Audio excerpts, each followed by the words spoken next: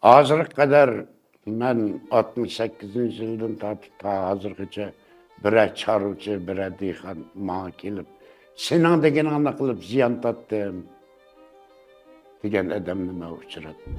Ben asas katlanmış diyhan çarıcılarla körüşte aldı bile ulanım. Üyüge emas, kotunuğa kirme. Kotan kirişki maksat şu çarıcının kanda ozuk bilen kanda bekivatkallığı. Qora qotallarının qanday qurilishining qandaylig'i, beqib boshqarishining qandaylig'i, millatning ahvolining qandaylig'i tekshirma. Shuningdek, ularni saqlanayotgan masalalarga qarata munosib holda taklif fikrlarimni o'zgartirish, fikrlarimni o'tirib qo'yib, shu usulda yetaklayman. Ayni vaqtda men shunday va'da bergan. Jinim tinim dili bo'ldi ekan, dehqon chorvachilar uchun bir kunmi demamay menfaat yetkazman deb.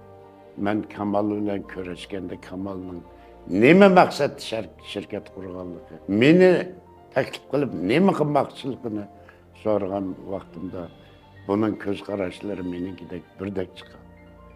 Buning maqsadi pul emas, balki dehqon chorvachilar uchun bir manfaatli ish qilishni ko'ngliga tutganligini menga degan.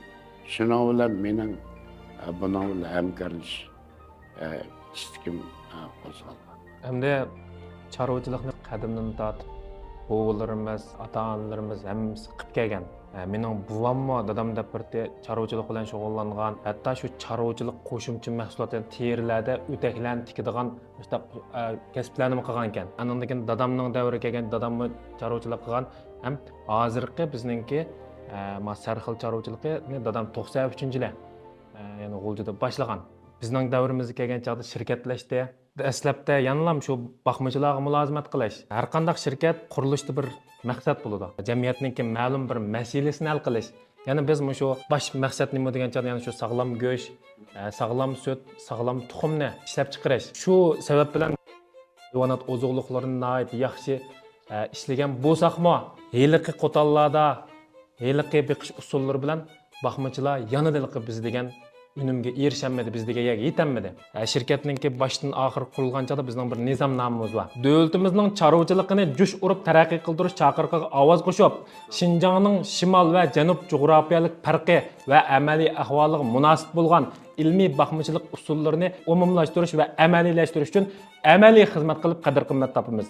Shu orqali xalqning ozuqlik qimmati yuqori bo'libmi, sog'lom bo'lgan go'sht, süt va tuxum iste'mol qila olishni ilgari surib, baxmachilarning boy bo'lishi uchun tirishib, yelkamizdagi yuksak burchimizni ado qilamiz.